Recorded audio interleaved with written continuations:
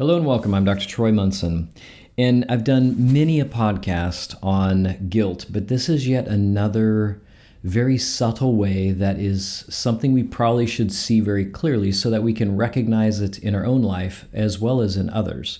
Anytime that you can see clearly and do your best to hide nothing from your awareness is a wise move. You'll start seeing the most amazing things around you. And so I'm listening to this particular pastor, and he tells this story of getting a new truck, and his son sees the truck and sees this idea of what the new truck could be. The chrome tires, the taking the canopy off and making it look cooler and maybe putting some side skirts on it and some shiny metal and blah, blah, blah. And what he said was interesting. He said, I didn't do any of that. Now, he could have left the statement right there. I decided that I wasn't going to do any of that and just simply dropped it. But what's fascinating is what came after that. He said, I'm practical. So he had this just ever so slightly pause. And in that pause, it said it all, that he wouldn't have minded doing all of that. In fact, he thought it would be actually probably awesome. But because of guilt or whatever he told himself, he didn't do any of that. And then he said, I'm practical. And in that two-word sentence, I'm practical, was trying to absolve himself of guilt.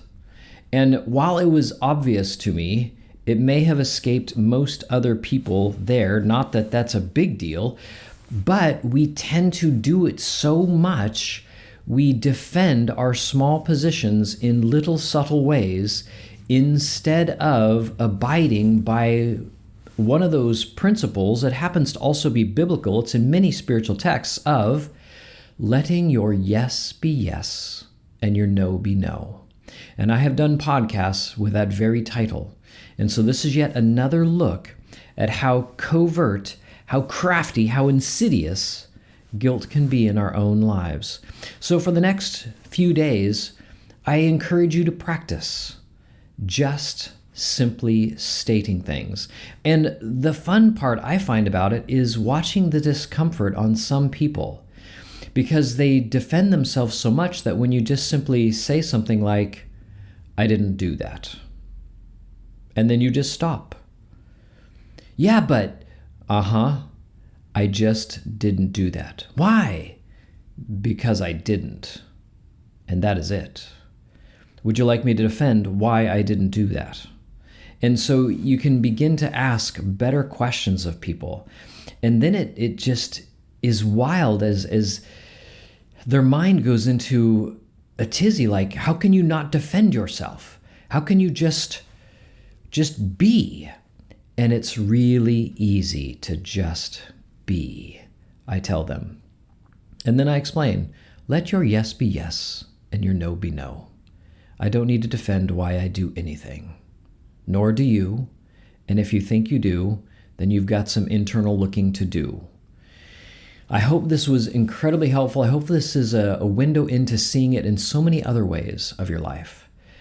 It is everywhere. I encourage you to look. If you find many examples, shoot me a line. Show me what you found. I'd love to hear it. It makes me giggle. And so anyways, I hope this was helpful. Until next time, I'm Dr. Troy Munson.